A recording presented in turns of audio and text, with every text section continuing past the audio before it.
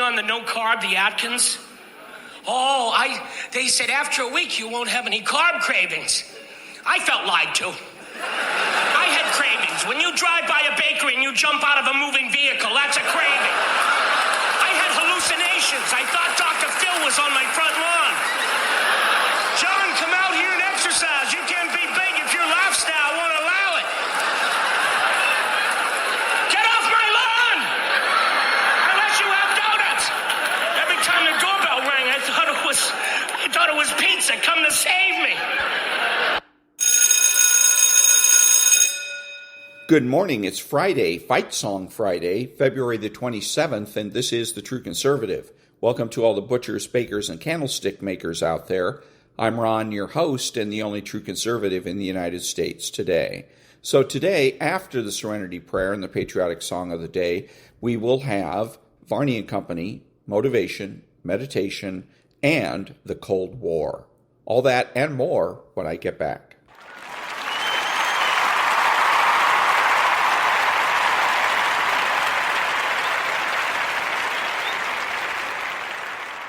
God grant me the serenity to accept the things I should not change, the courage to change the things I should, and the wisdom to know the difference. Amen.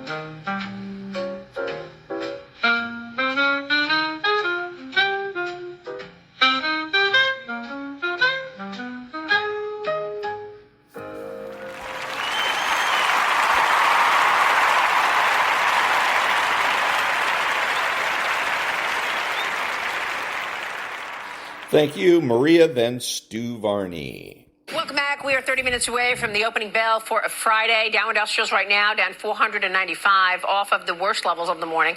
The S&P down 55 and the Nasdaq's down 215. I want to check the transportation average, which of course markets are lower this morning, but the transport average was up 2.2% yesterday. And that's an important one to watch because the transportation average is an average of economically sensitive names.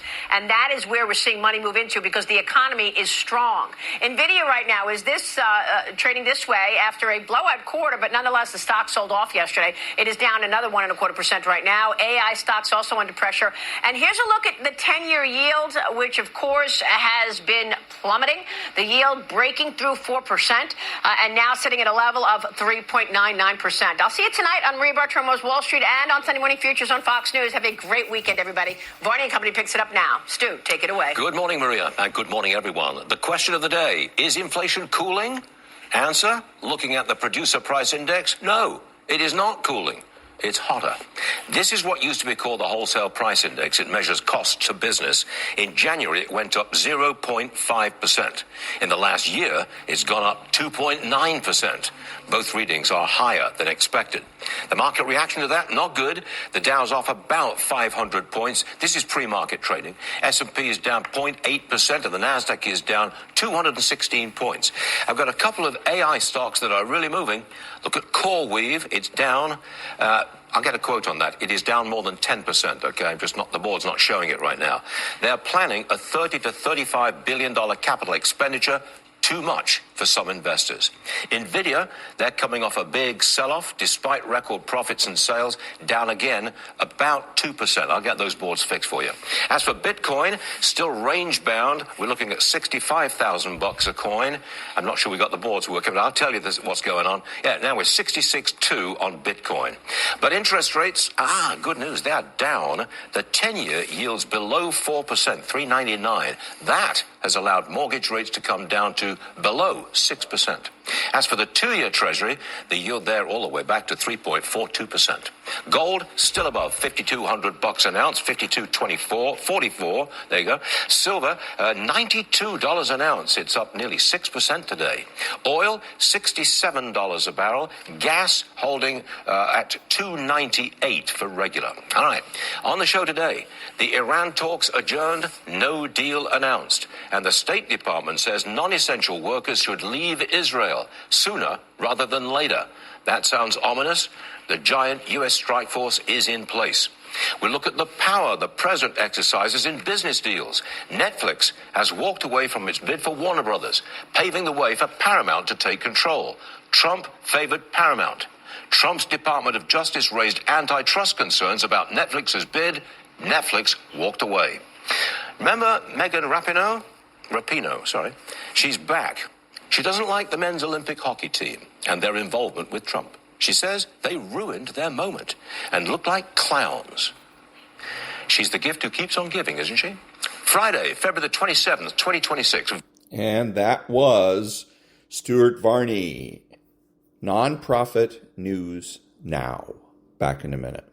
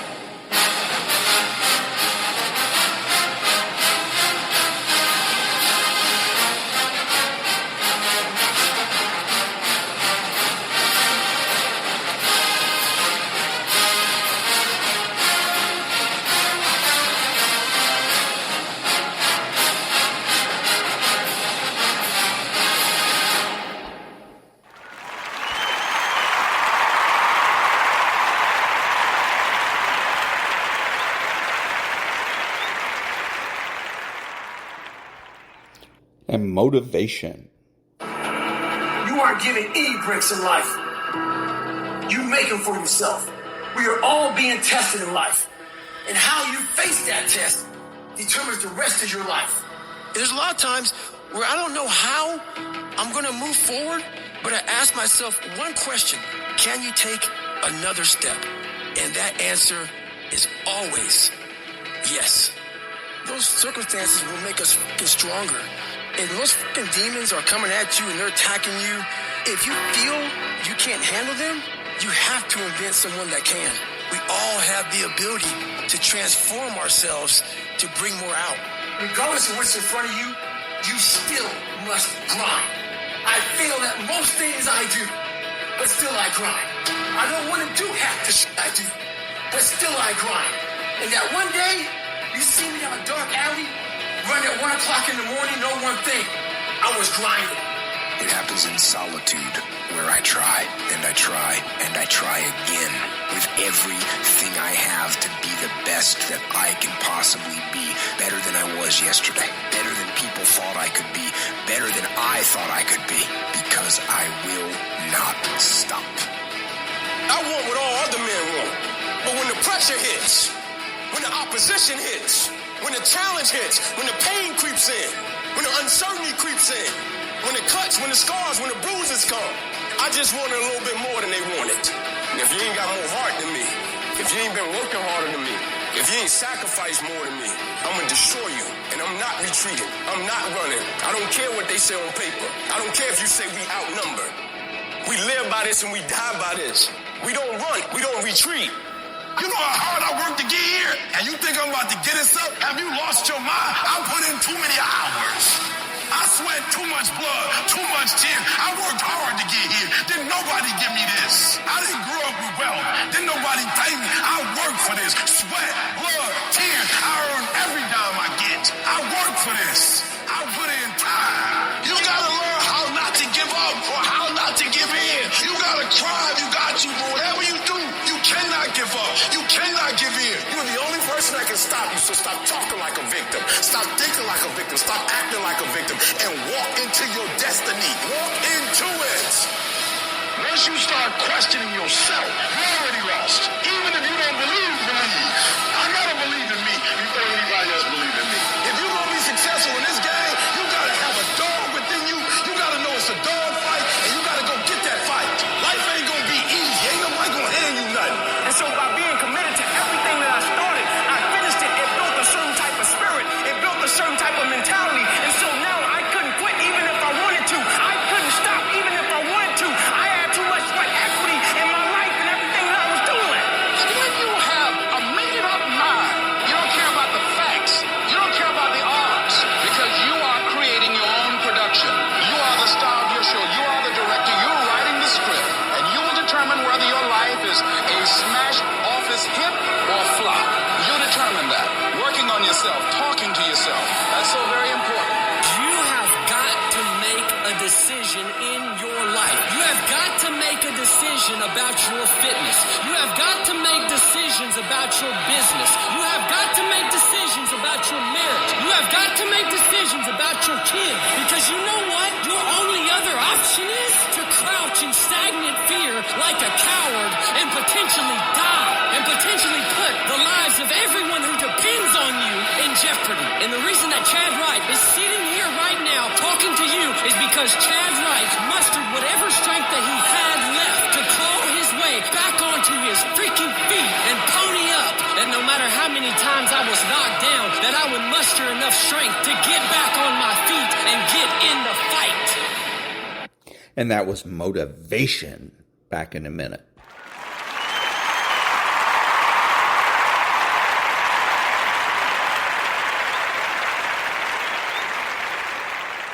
And now some meditation.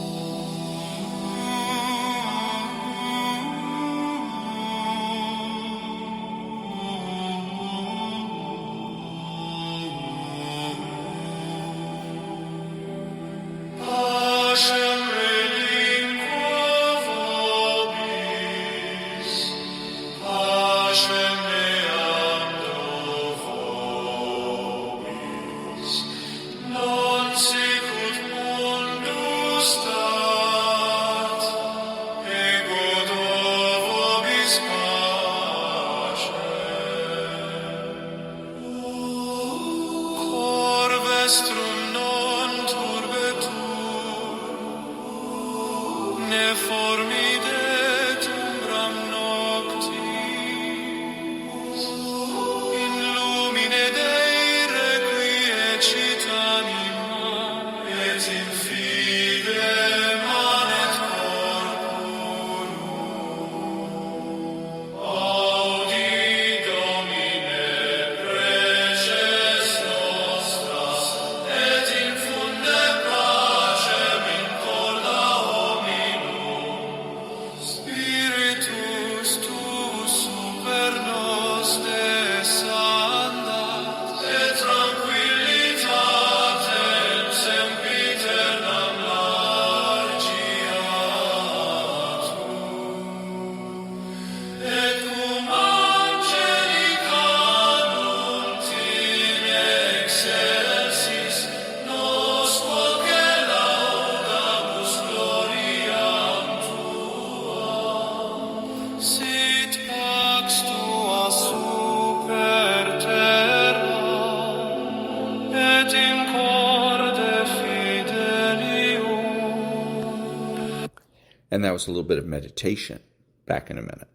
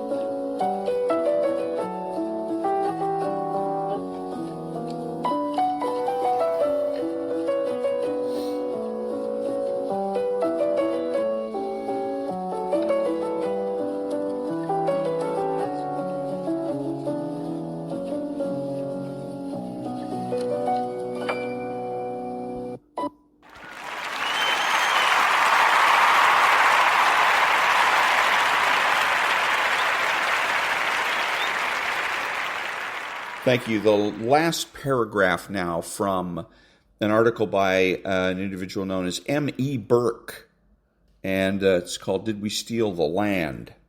And the very last paragraph reads, let's see, let's get all the way to here. Excuse me, we're not. There it is. Miss Eilish deserves a response. The words stolen land are not accurate. The concept that what is legal must also be lawful, moral, however, is the basis of American civilization. And M.E. Burke is wrong and stupid. What he's doing is reifying a zero. Miss Eilish at the Grammys made an arbitrary claim. She claimed that land was stolen. She didn't say exactly which land, obviously not hers, because she refuses to relinquish it. But in any case, she makes an arbitrary claim. She's demanding that we take her word for it. We don't have to do so. That's all we need to remember. Sorry, Miss Eilish, we don't have to take your word for it, and we have no intention of doing so. Back in a minute.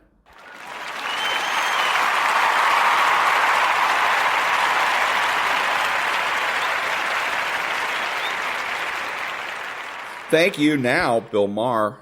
I want to first of all say something about Western civilization. Kids, you don't know what the fuck it is. And no, really, they think Western means white and white means bad. Kids, first of all, everything bad that white people did, people of color did it too. The Japanese before World War II and during World War II and Genghis Khan, and I could go on and on. You know, the left is very down on America, very down on the West. And it's ironic because the West has also given us everything that makes your life good here. Don't ask Billie Eilish or Chappell Roan about what the Western values are, because they'll just say it's about oppression. But it's not about oppression. It's about rule of law. It's about respect for minorities. It's about democracy. It's about scientific inquiry. These are all good things that came from the Western world. I wish the schools would teach that again. And that was Bill Maher. Back in a minute.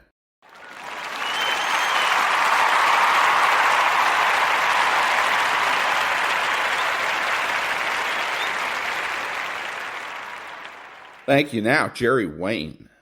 Now, cannonballers will tell you it's about freedom, but really, it's about bladder control and plausible deniability. Plus, it's way more fun to commit a felony with heated seats. Next! Our IndyCar is, we took Formula One and we stripped out the yachts and the royalty and the perfume commercials, but we left the speed in and pointed it at a concrete wall just to see what could happen. Even the qualifying is insanity. You ain't racing a field, you're racing lift, crosswind, tire temperature, and hoping that the laws of physics feels charitable that day. You tell me how small a 50-foot needle is at 230 miles an hour. I still get anxiety trying to merge on the I-35. Rolex 24 is the only racing series where you can watch a Ferrari and a Corvette and an orthodontist and a Porsche fight for 24 hours in Daytona humidity. It's just NASCAR for people who start most of their sentences with the word actually. It's basically a 180-mile-an-hour traffic jam sponsored by Swiss timekeeping. It is pretty damn funny to watch prototypes running 30 miles faster in the corner try not to eradicate the gentleman driver in a 911 GT3 because his surgical practice is funding the race. Dakar is one of the pinnacles of engineering insanity. They build a 20,000-pound truck that costs more than your neighborhood and launch it off a sand dune at 90 miles an hour. These things come out of orbit and land nose first like a drunk rhinoceros while a helicopter circles overhead to make sure everybody on the internet can watch them break something real damn expensive in HD. It's just rich dudes stress testing gravity while their co-driver reads hieroglyphics off an iPad. And that was Jerry Wayne. Back in a minute.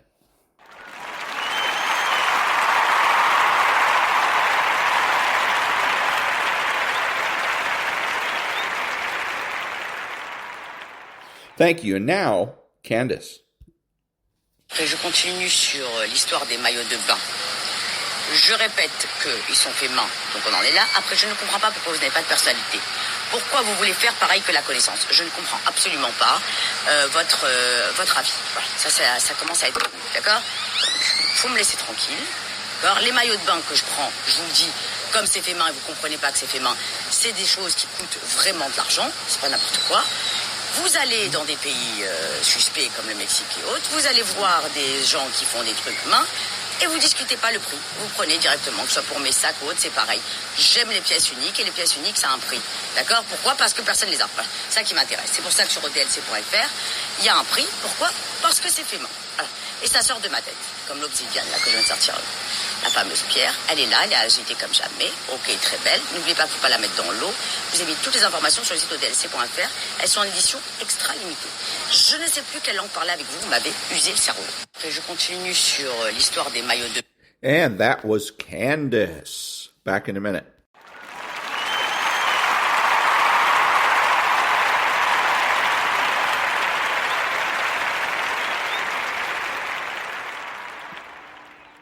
Thank you. And now, the Cold War. The radar screens erupted at 0517 hours.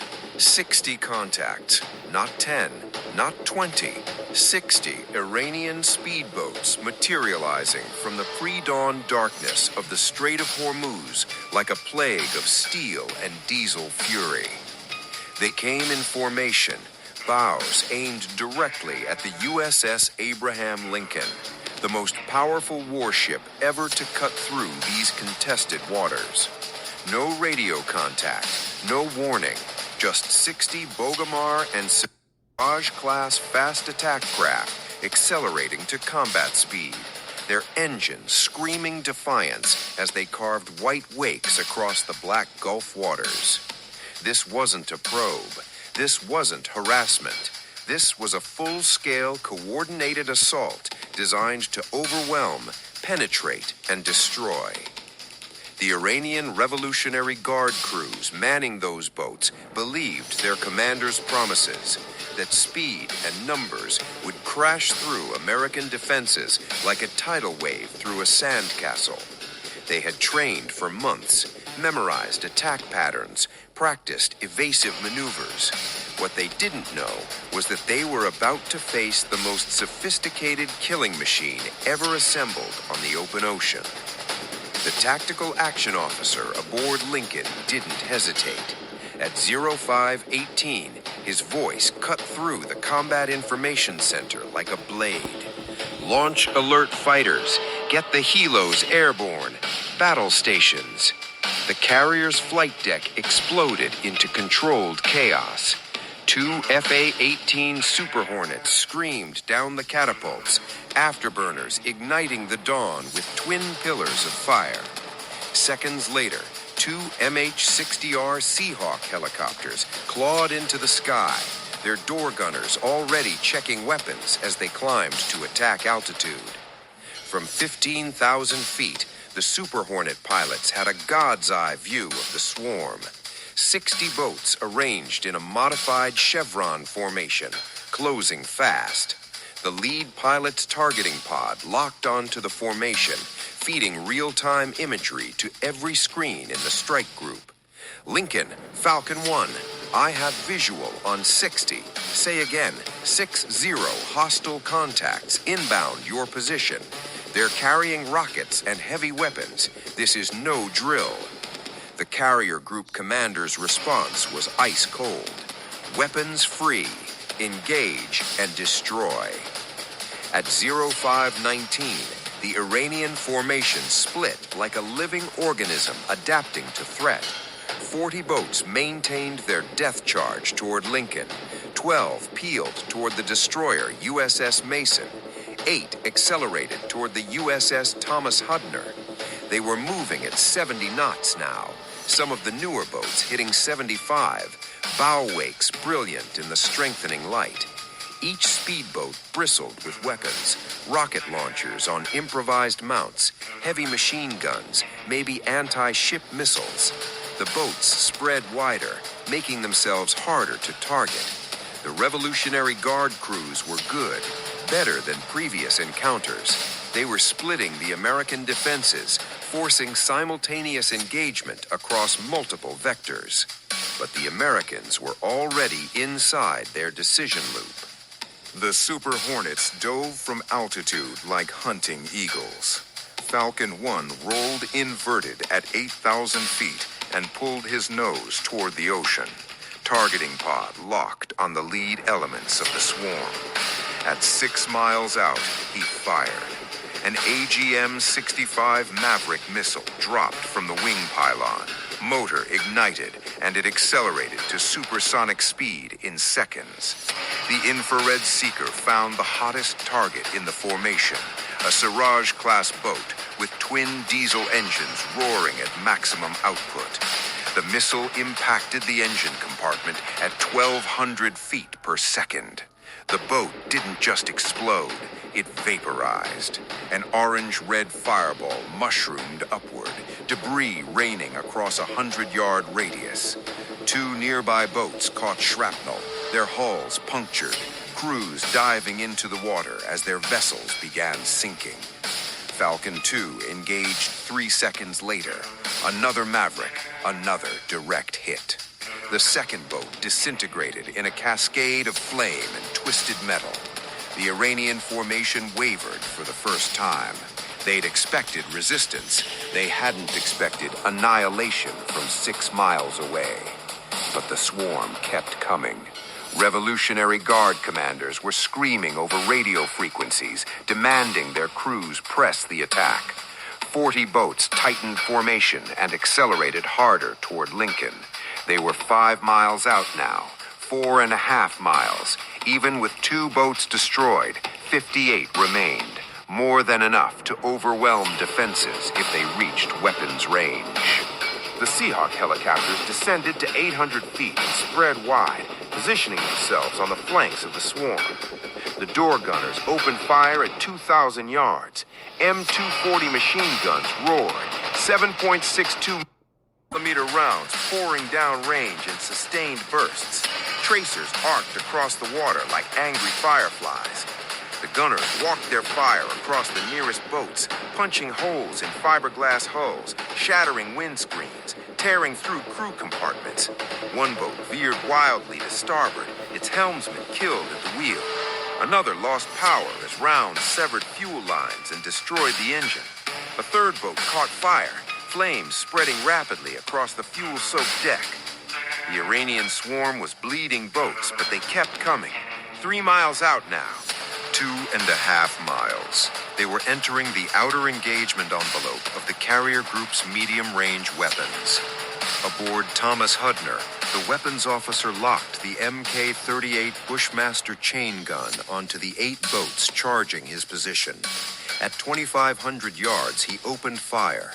The 25mm cannon began its methodical work, firing 200 rounds per minute. High explosive rounds stitched across the water, each impact raising geysers of spray. The gunner corrected aim, leading the targets. The first burst connected with devastating effect. A speedboat's bow exploded as 3 rounds penetrated the hull in rapid succession. The boat flipped forward, stern rising into the air, before slamming back down and capsizing completely. The second boat tried evasive maneuvers, zigzagging at maximum speed, but the computer-controlled targeting system anticipated every move. A sustained burst walked fire from stern to bow. The boat shuddered under the impacts, slowed, and began taking water through dozens of punctures. The Cyclone-class patrol ship Shamal engaged simultaneously. Her Bushmaster locked onto runners attempting to flank the formation. The 25mm cannon thundered, sending explosive rounds screaming across 2,200 yards of open water. The first boat absorbed multiple hits before its fuel tank ignited. Flames engulfed the vessel in seconds. The second boat turned hard to evade, but turned directly into the Bushmaster's firing arc. 6 rounds impacted within 2 seconds. The fiberglass hull couldn't withstand military-grade explosive ammunition. The boat broke apart, literally separated into pieces that sank within seconds. The Super Hornets circled above like patient executioners, selecting targets systematically. Falcon 1 pickled off another Maverick at 5 miles. The missile tracked perfectly, slamming into a boat laden with rocket launchers. The secondary explosion was spectacular as the boat's own ordnance detonated, creating a fireball that consumed 2 nearby vessels in the expanding blast radius. Falcon 2 fired moments later, his missile impacting a command boat distinguishable by its larger antenna array. The boat disintegrated, taking Revolutionary Guard tactical coordination with it. But 40 boats still surged forward. 2 miles out now, 90 seconds from weapons range. The Iranian crews could see Lincoln clearly, a massive gray wall of steel dominating the horizon. Some boats began erratic maneuvering, trying to complicate targeting solutions. Others accelerated even harder, pushing their engines beyond safe limits in a desperate sprint for launch range. The destroyer USS Mason joined the battle. Her forward 5-inch gun rotated smoothly, elevating to the calculated firing solution. The gun captain gave the order. The 5-inch naval gun fired, the concussion rippling across the water. The shell arced through the air and detonated 20 feet above a cluster of 3 speedboats. The airburst showered the boats with shrapnel. All 3 veered off course, hulls punctured, crews wounded. 1 boat slowed to a crawl, dead in the water. The other 2 maintained speed but trailed smoke and debris. Mason fired again and again, each shell precisely targeted, each detonation claiming boats or forcing them to break formation. The 5-inch gun worked methodically through the Iranian formation, turning organized assault into scattered chaos. The Cyclones repositioned, diving low over the water.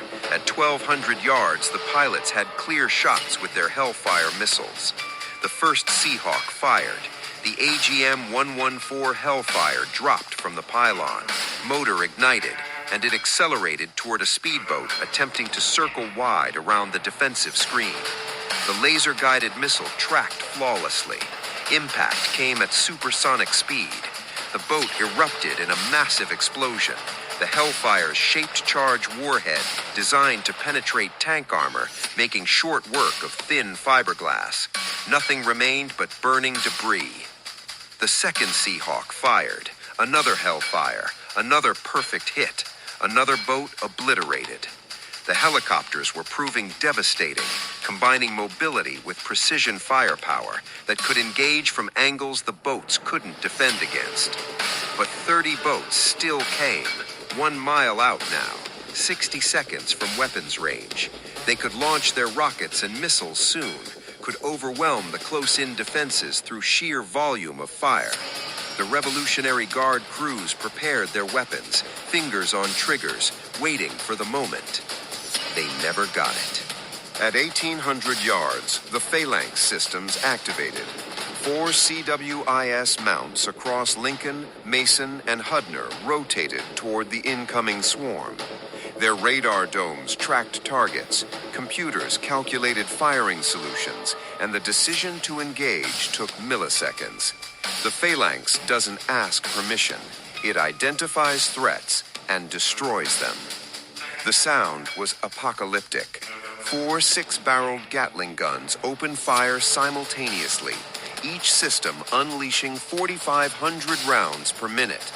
The combined firepower created a wall of tungsten, 1,200 rounds screaming down range every second.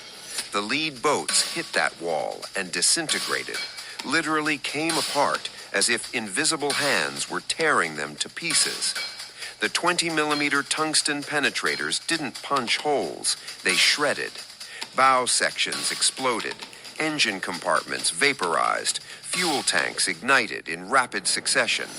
Boats that had been speeding toward the carrier became expanding clouds of debris, smoke, and flame. The Phalanx systems didn't stop. They tracked, engaged, destroyed. The Phalanx systems didn't stop. They tracked, engaged, destroyed. Target after target fell before that withering fire. Some boats tried to evade, turning hard at maximum speed, but the computer-controlled systems anticipated every move. 10 boats destroyed in 15 seconds, 15 boats in 30 seconds. The Iranian swarm wasn't just stopped, it was annihilated. A few boats attempted suicide runs, crews screaming defiance as they pushed throttles to the stops. The phalanx engaged at 1,200 yards, then 1,000, then 800. None made it past 600 yards. Boat to Lincoln absorbed over 200 rounds before it simply ceased to exist as a functional object. Tungsten rain transformed it into shattered fiberglass and twisted metal that splashed into the Gulf like scattered trash. The Super Hornets continued circling above, pilots selecting targets among the boats attempting to flee. Falcon 1 fired his last Maverick at a cluster of 3 boats running at maximum speed toward Iranian waters. The missile impacted the middle boat. The explosion consumed all 3 vessels in a single fireball. Falcon 2 strafed runners with his 20mm cannon, the M61 Vulcan gun hammering out 100 rounds per second. Shells tore across the water and ripped through speedboat hulls like they were made of cardboard. At 0526, 8 minutes after the engagement began, silence fell. Not a single Iranian boat remained within weapons range. 18 boats destroyed completely. 22 boats disabled, sinking, or abandoned by their crews. 20 boats retreating at maximum speed, trailing smoke and damage. 0 American casualties. 0 American ships damaged. The Abraham Lincoln maintained course and speed throughout the entire engagement, never deviating a single degree. The Seahawks descended to wave-top level, scanning for Iranian sailors in the water. Dozens of them bobbed in life vests, stunned, wounded, defeated.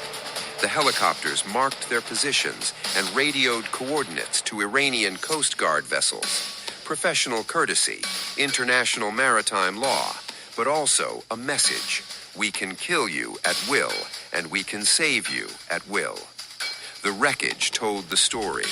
18 boats obliterated, some vaporized by Maverick missiles, some shredded by phalanx fire, some destroyed by 5-inch naval guns, 22 more disabled by Bushmaster cannons and machine gun fire. The Iranian Revolutionary Guard had deployed its most sophisticated swarm tactic. 60 boats coordinated to overwhelm American defenses. They'd trained for months, planned meticulously, committed fully, and they'd been destroyed in 8 minutes. Within hours, Iranian state media released footage of brave sailors confronting the American fleet, propaganda for domestic consumption. But the survivors returned with different stories. Stories about missiles fired from 6 miles away, about helicopter gunships that tracked from impossible angles, about weapon systems that fired thousands of rounds per minute with computer precision. Those stories spread faster than official propaganda. For regional geopolitics, the implications are seismic. Iran's ability to threaten the Strait of Hormuz, through which 20% of global oil flows, has been its strategic trump card for decades. The Swarm Doctrine represented Tehran's most credible threat to American naval dominance. This engagement shattered that threat completely. 60 boats couldn't penetrate defenses, couldn't launch weapons, couldn't even get close. The strategic balance has shifted. Regional allies, Saudi Arabia, UAE, Israel, now possess concrete proof that American security guarantees carry overwhelming force. Adversaries considering similar tactics received an unmistakable message about the futility of challenging American carrier groups. The Abraham Lincoln sailed south through the Strait of Hormuz without altering course. Training exercises resumed that afternoon. Business as usual for the most powerful naval force ever assembled. And that was the Cold War. Back in a minute.